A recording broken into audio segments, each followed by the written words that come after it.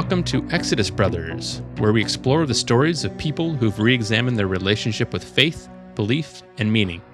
Today we're honored to be joined by Robyn Miller, co-creator of Myst and Riven, two groundbreaking games that invited players into mysterious, quiet worlds of exploration. Robyn is also a composer, filmmaker, and someone who's constantly pushed the boundaries of art and technology. Robyn, it's a pleasure to have you with us. Thanks so much. Thank you. This is great being here. Yeah, so we're going to dive kind of back into your history, Robyn. It sounds like you grew up with a pastor for a dad and a mom that was deeply into Keith Green. What was your early experience of faith like? That might be, I guess, of faith and of Christianity are two different things. And when you're growing up in a pastor's house, those two things get muddled up. I mean, your dad was a pastor, is that correct? Yes. Yeah, right. Okay. So you might know what I'm talking about. Like when I was 6, I stayed home sick from school one day and was very out of it. And my mom insisted on coming into my room and converting me. Oh, wow. I wouldn't call that faith, but it was, in her mind, an experience of faith or a religious experience.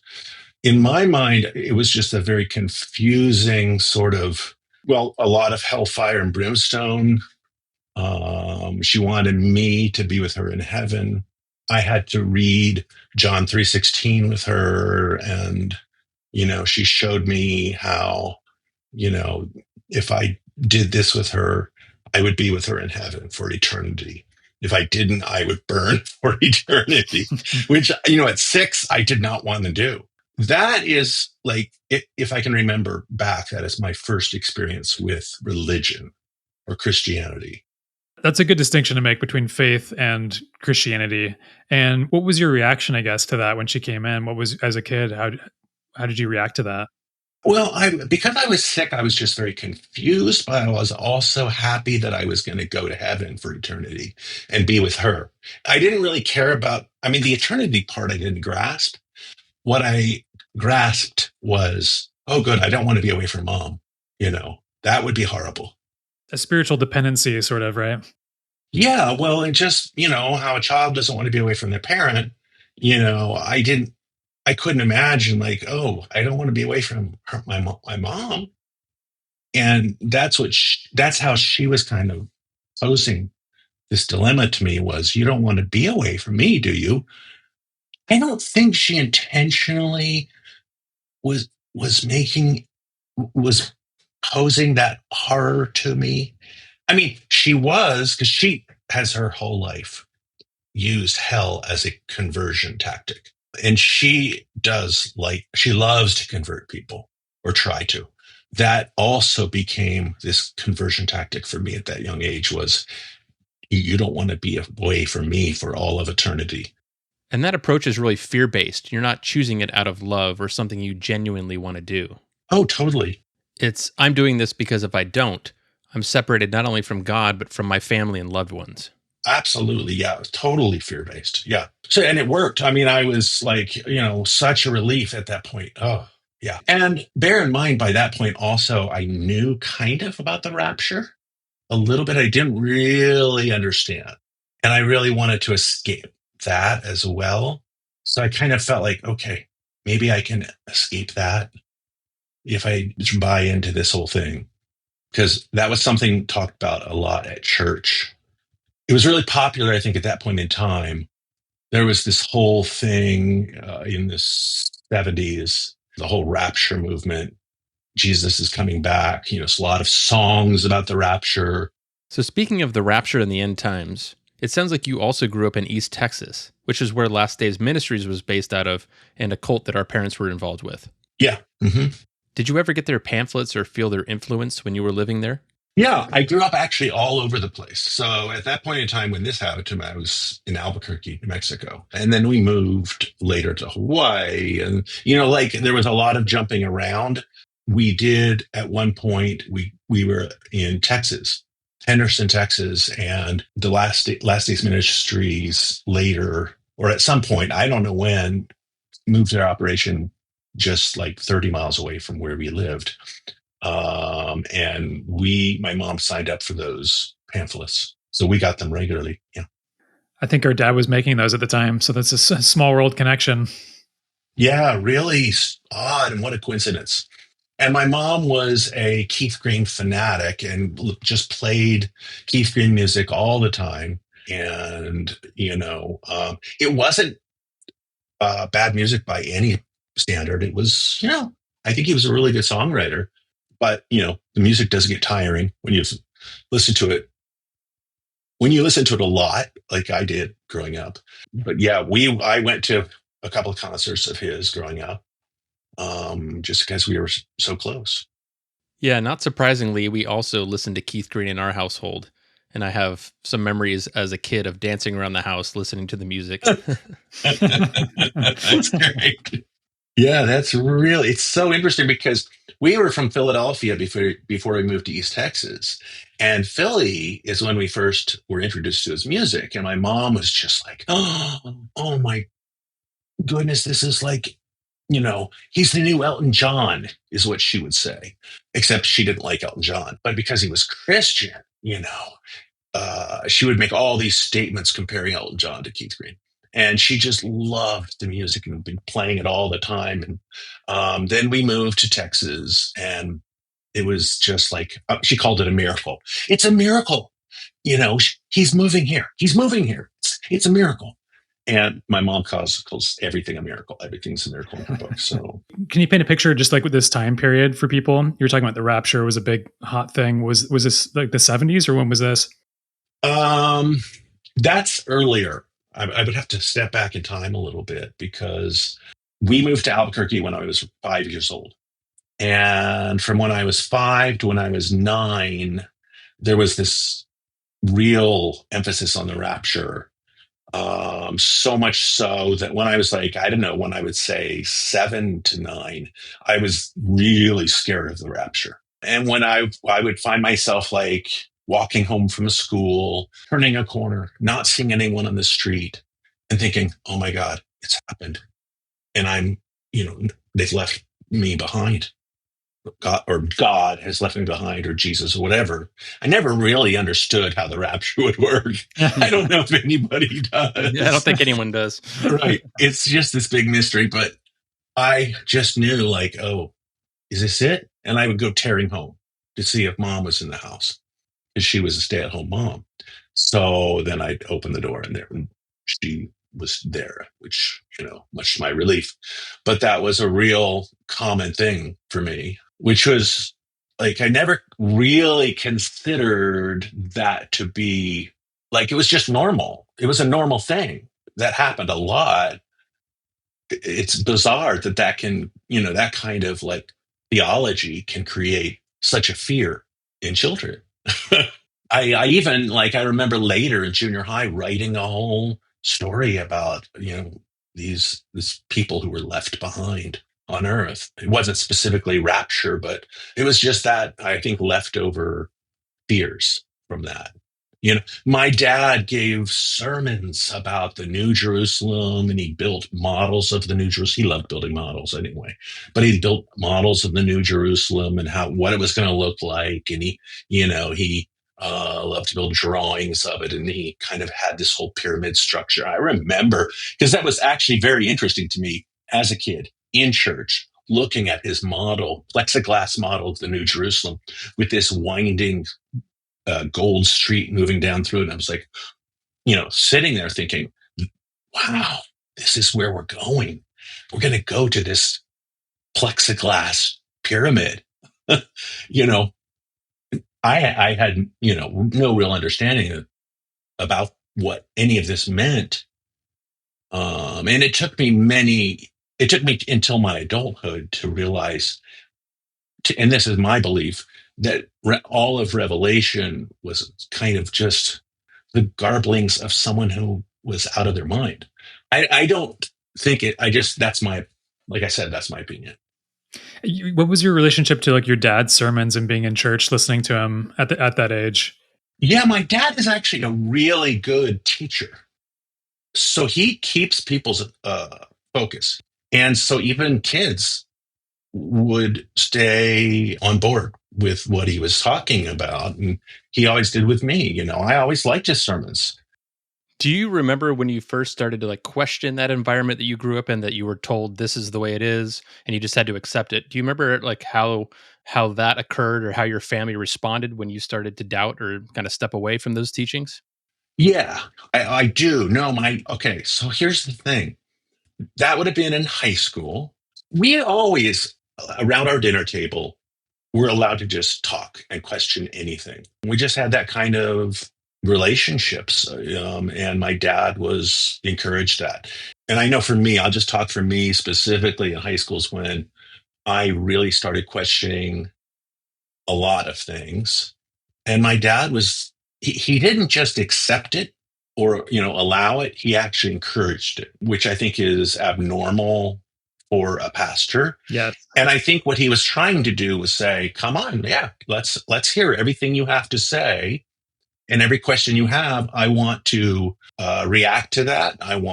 Let's get to the bottom of it. And then I want you to make up your own mind based on every fact I can respond with. And so, there were a lot of questions at that point in time that I had, like really things that came out at the time were things like hell, obviously the rapture and the book of Revelation. Because at that point in time, I just thought, okay, the book of Revelation makes zero sense.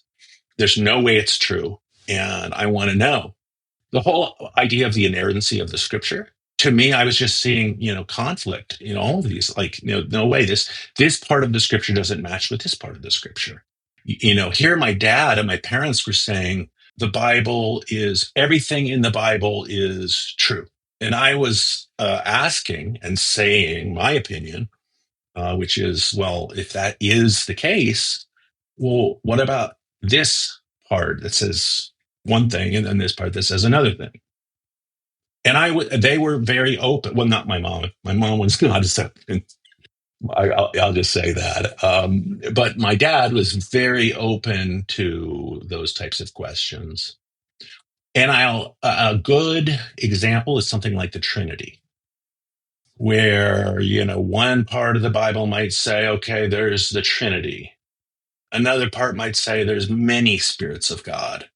And I remember that one specifically because it was so nonsensical that Christianity believes, to me believes in the Trinity. And I was just feeling like, well, wait a second. And so that became a real interesting conversation. Yeah. I was going to bring up the Trinity earlier when you were talking about things that you were taught that nobody really understands. You're just told to accept it and believe in it. But logically, it doesn't make a whole lot of sense. Right. Like Jesus is fully human. He's 100% human, but he's also fully 100% God. And the math doesn't quite add up. Exactly. Right. Or Jesus is dying on the cross to save the sins of the world. I remember as a child, like what? He's going to, why is this saving the sins of the world? Mm-hmm. How? I don't understand. How is he the perfect lamb? And how is this Son of God? I understand that you might say he's the Son of God. I don't totally get it, but how is that going to save the sins? What magical fairy dust makes that work? For all future, he's going to do it. And then from then on, this will save the sins of the world if you ask him into your heart. It just didn't make sense to me, as a child. And then I kind of forgot it for a while. And I just accepted it as truth. Yeah. Especially when God is able to forgive people in the Old Testament prior to the arrival of Jesus. He's able to forgive people for their sins in other ways. Mm-hmm. And so the death of his son is really not necessary if he's able to forgive people beforehand. And then there's also things you can do after the death of Jesus that can still cause you to go to hell. So it doesn't really solve anything. Right. Ultimately. Right. Yeah. He's going to sacrifice himself to himself for sins that you never committed. For rules that he made up in the first place. Exactly. Right. Yeah. And it's and I mean, there's a lot of things that you can make up about that doctrine, like why it works. I understand that in that culture, but I don't buy it. I'll just say that. So, what was the biggest crack then for you? What was the biggest transformational moment for you? Okay, well, I would say that would have happened much later because I grew up, I went to school and I got distracted. I started a business and I was not really focusing on Christianity. I just was a Christian. At a certain point, this was many years later, I was going to my dad's very conservative church in Spokane, Washington. I just want to say this was after he had been to church or had a church or preached at a church in Port-au-Prince, Haiti that was unique because it had every denomination in the world you could think of, from Jesuits to Anglicans to Pentecostals to Quakers, everything. Like it was, and they described it as heaven. My parents loved it. So they had been there, loved it, and then they ended up later at this very fundamentalist Christian church. And because we were in town, we kind of felt like compelled to go there. And it was seriously annoying. And my parents became more conservative too. It was weird to watch that. That was a point where I stopped going to church. I think I started more and more kind of questioning. I still was a Christian. I believed in Jesus. I believed in God. I think I believed in the basic story of the Bible, but I just really started, questioning a lot of the basic dogma of the Bible, maybe even some of the basic dogma of Christ, or just I left myself open to believe. I'll say that. It wasn't though until I left Cyan, so this is like 10 years passing, that I kind of had a little bit of a breakdown. And it came on me very suddenly, and it was an emotional thing that happened. It was I kind of like my life, falling apart, and in every way. I'm not just like spiritual. I mean, it's just like every part of my life falling apart, and like me internally feeling that I was a lie, and I had to examine everything in my life. And so this came to me examining, like, okay, here I believe in all of this. I believe in this Christian stuff. Now, this wasn't an intellectual thing. I want to explain that. This wasn't like, oh, well, I need to examine everything. And this was just like, it just happened. Like emotionally, I was examining everything in my life. And I examined Christianity, and I realized that, or it just came to me, what this stuff that I believed still was, wouldn't call it a lie, but was definitely not a truth, or it was a wrong interpretation of very, very simple truths.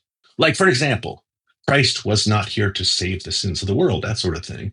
I just understood that, like, oh, that's not true. How could I, I felt like, why would I have believed that? And I realized, like, oh, this is a really intriguing book, but it's not the religion. There's all of these other religions, and they're all ways to God. They're all saying the same thing. Christ may have been a prophet, maybe, but there are all these other prophets. Like, I kind of, the to to be perfectly honest, the main thing that happened during this was more of a connection to nature and the people around me, and I just sort of felt like a real emotional. And this sounds so woo-woo, I almost hate saying it, is that I felt a real oneness very suddenly with everything around me. And so in the midst of that, like, I would just look at trees, and I look at the leaves on the trees, and it almost seemed so ugly to say that, oh, this one religion has it all. No, I mean, everything was one. This are all of our understandings of every religion, that we're all saying the same thing. That's kind of that's where I was at that point in time. Yeah, and Robyn, when we had talked before, you mentioned something I thought was really interesting. You talked about how the sheer vastness of the universe had sort of started to shift how you thought about God. Do you want to talk about that a little bit? Yeah, yeah. Well, and that came a little bit later. That's where I kind of felt like, I was at that point and I was thinking, okay, so I've kind of, in a way now, I didn't believe in Christianity, but, okay, I believed in God. And then a little bit later, I was still, feeling this oneness with nature, if you want to call it that, or with, the broader nature of the universe or whatever it was.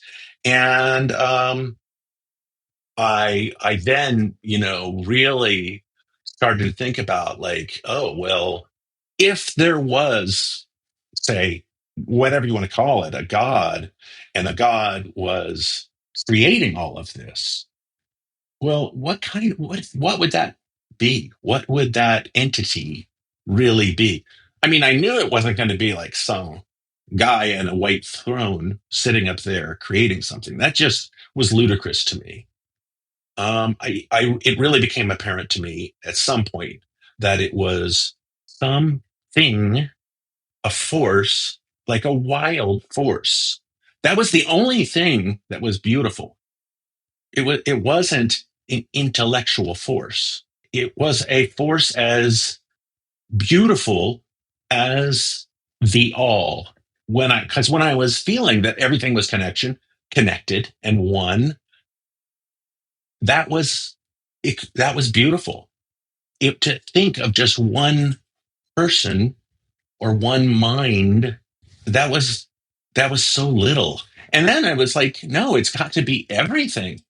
It's got to be at least as beautiful as the universe and as wild as the entire universe. And you know, it's something. And then it's like it dawned on me, like, no, you idiot. That's what God is. God is everything. That's the obvious answer. It took me a long time to get to that point, and I'm trying to sum it up here. Now, am I? Do I still have like a spiritual connection to that? I think I do. That's not just a scientific atheist answer. Even though I don't believe in God per se, I do feel there is like a mystery, because we don't really understand the universe. There's so much unknown quantities and qualities about this thing we live in. And I do love religion. I love the fact that we try to explain this place and ourselves with any number of ways. And I don't think any of them are wrong per se, but I know for myself, I don't believe in using, like, say, false entities or entities to describe the universe. Yeah.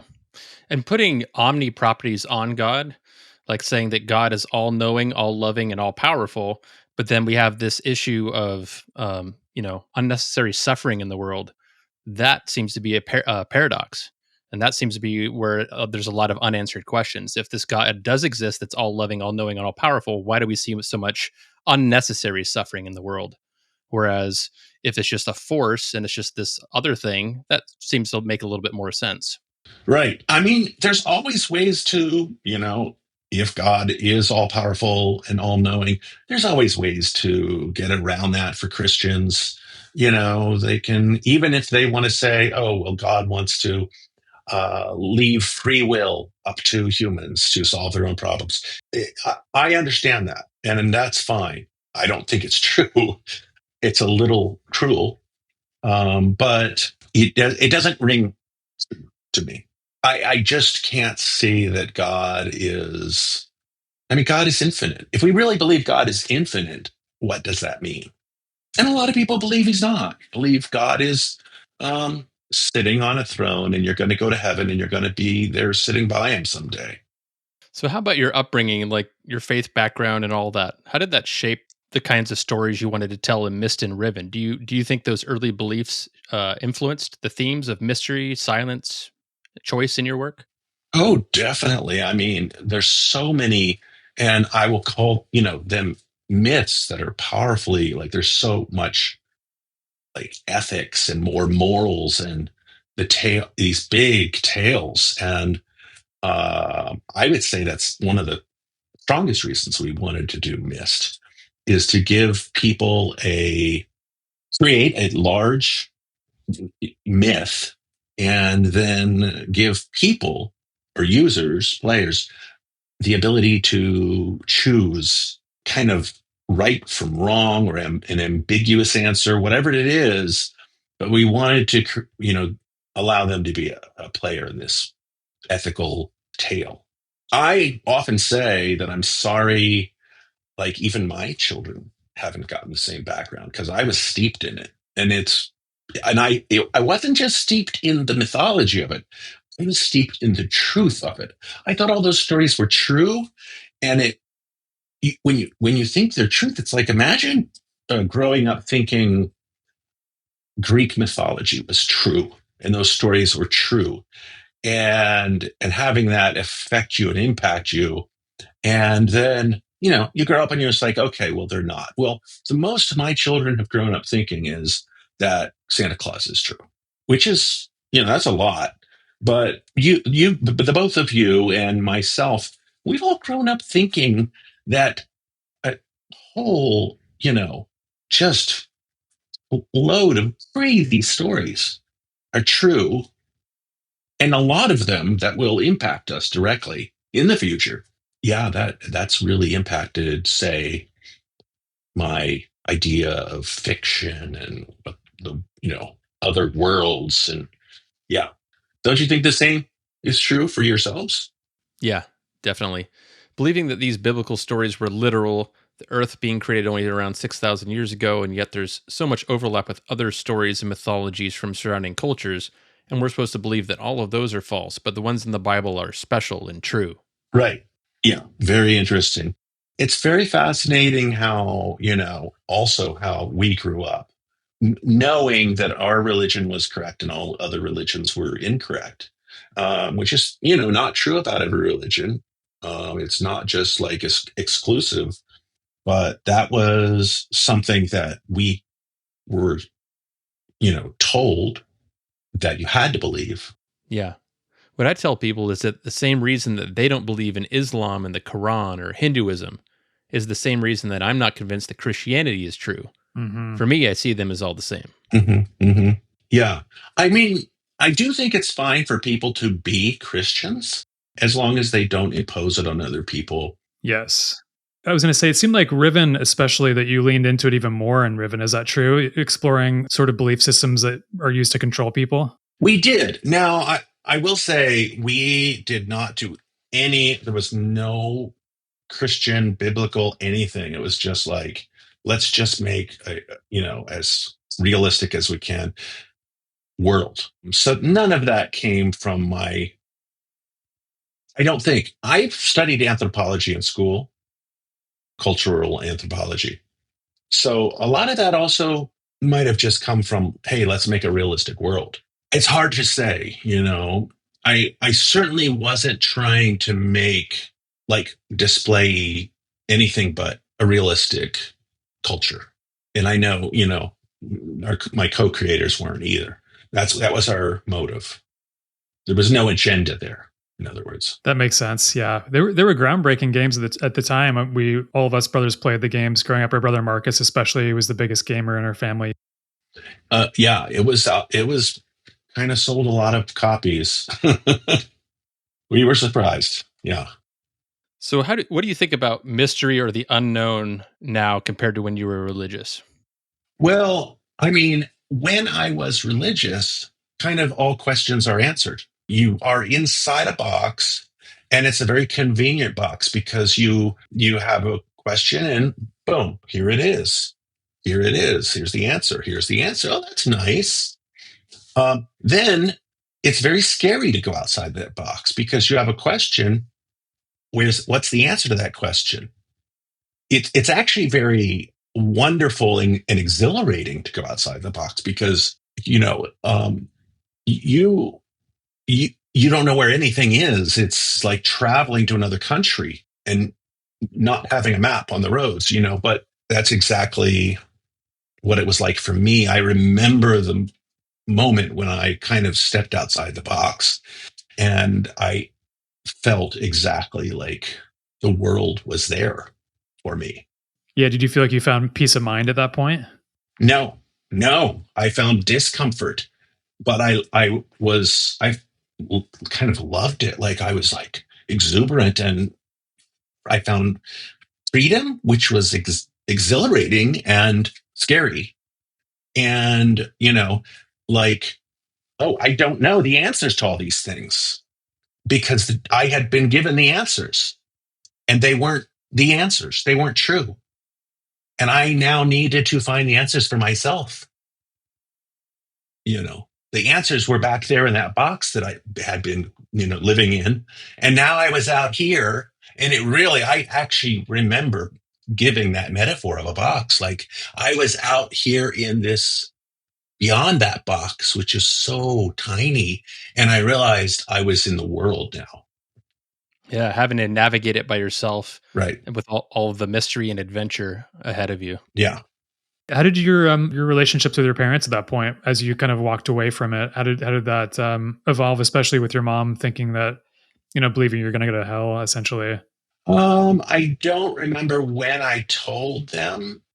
I know at a certain point I told her she feels now I'm going to hell, but she is very, very loving. I think maybe the one thing that keeps her, kind of sane is that she believes once saved, always saved. Mm. So, she does a lot of trying to save me still, but she does that with everybody, no matter who they are. She just constantly she has that habit, but she's also incredibly loving and like, she's a really, really kind of fun person. All of the siblings, there's 4 boys. I would say there's 3 of us who have now who are not Christians anymore. Oh, that's actually mirrors our 4-brother story as well. Is that right? That's interesting. Yeah. Wow. So what has happened in your family with your parents? I mean, I saw the movie. It seems like they're like you get along with them. Yeah, I'd say similar. Yeah, I guess for those that don't know what Robyn's referencing, I have a documentary called Kid with the Movie Camera that's kind of about some of these topics we talk about on the podcast, about our upbringing in evangelical Christianity and how I use cameras and movie making to document and understand my life in that world. And we interview our parents in it, and they get to speak their mind. And I think it's very similar. They're passionate about their beliefs. It's difficult at times, but there's a sort of respect, I guess, both ways. But at times, I feel like it's challenging to coming from completely different standpoints and being on the far ends of the spectrum from each other. But like you said, it's when you have loving parents, it's you still care about them. We love them, and they love us. Right, and right. It's just difficult, and it's difficult conversations, especially because our life was so steeped in it growing up. Right. I don't know, Jake, how you feel? Yeah, I would say the same. It's challenging when your worldview is that you have to believe that it's black or white, that people are either going to hell or they're going to heaven. And if you simply don't believe in Jesus, that's grounds for going to hell, right? It's not even so much about whether or not you're a good person. But if you don't believe in this one person who came to save you, then technically you're going to hell, unless, of course, you do believe in the once saved, always saved.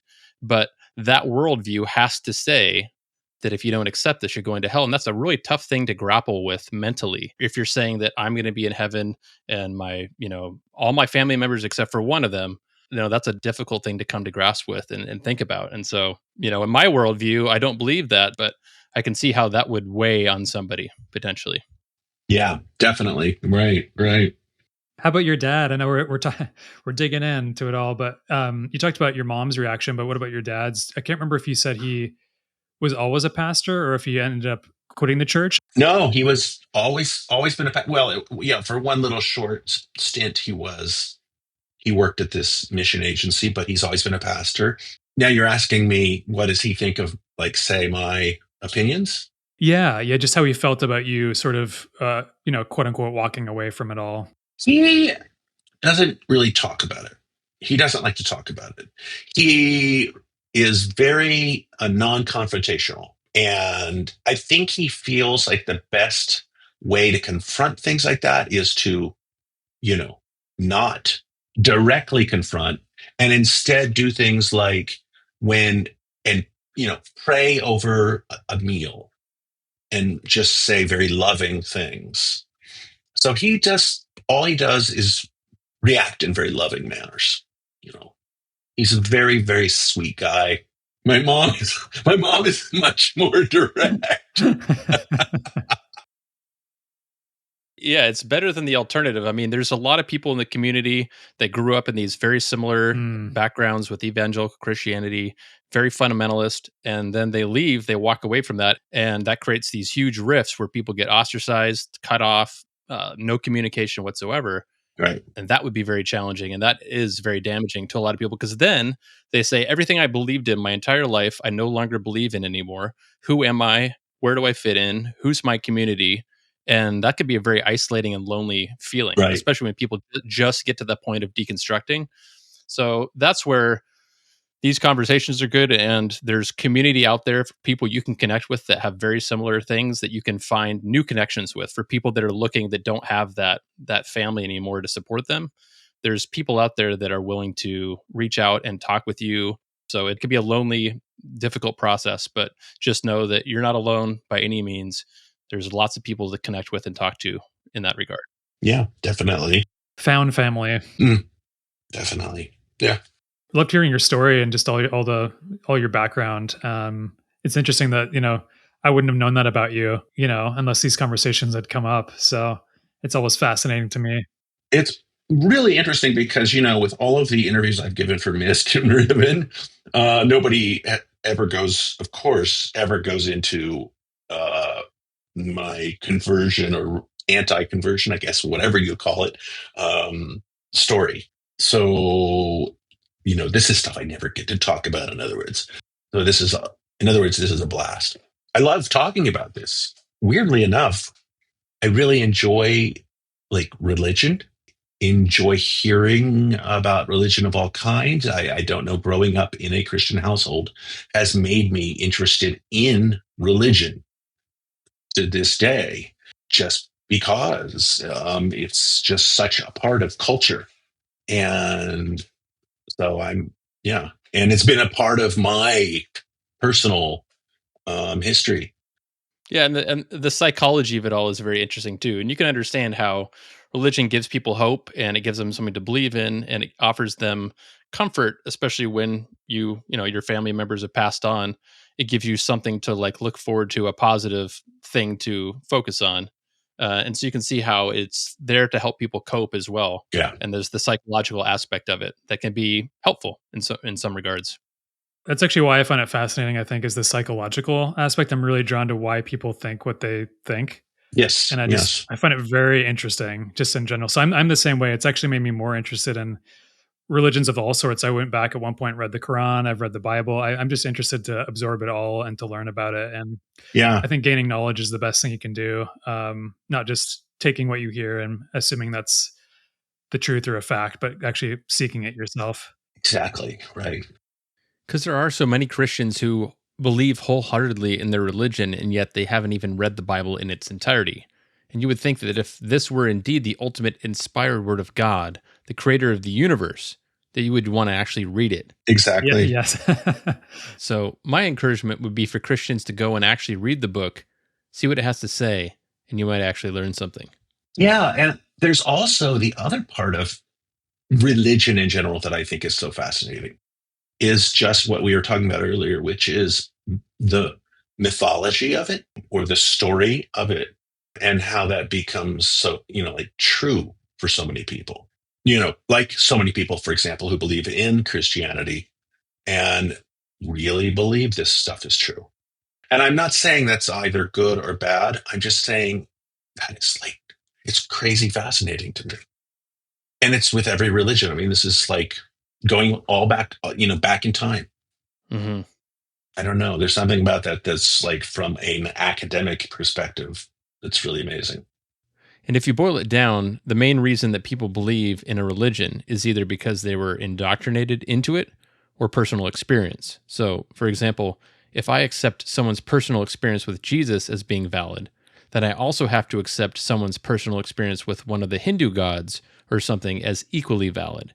Since there's not really any other way to prove that any gods exist, it all just comes down to personal experience and belief. That's it. Right.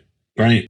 And not to box you in or anything, Robyn, but how would you define where you stand now? I know there's terms like atheism or agnosticism. I don't know where you stand, or if you don't like those terms at all. I would say atheist, but I do have open spiritually, or I feel that the universe, and this is so, again, so woo-woo sounding, but I feel like the universe has something to offer me spiritually, Mm-hmm. or it's a mystery. Yeah, makes sense. You're atheistic to all of the major religion claims as far as believing in the gods of these major religions. That's right. Right. Yes, I also like being open to. I think it's good to be open to the mystery of it all. I also love that aspect of it. I like the mystery personally. Yeah. Yeah. Robyn, thank you so much for sharing your story with us. It means a lot to hear someone who's created such imaginative work speak so openly about faith and doubt. Your perspective is a powerful reminder that leaving religion is often about finding something deeper and more honest. We really appreciate you being here. Thanks for having me. This has been a blast. Thanks so much for listening. If Robyn's story connected with you, or you're on your own journey with faith and doubt, we're glad you're here. Feel free to subscribe, leave a review, or share this episode with someone who might appreciate it. We'll be back soon with more conversations. See you next time.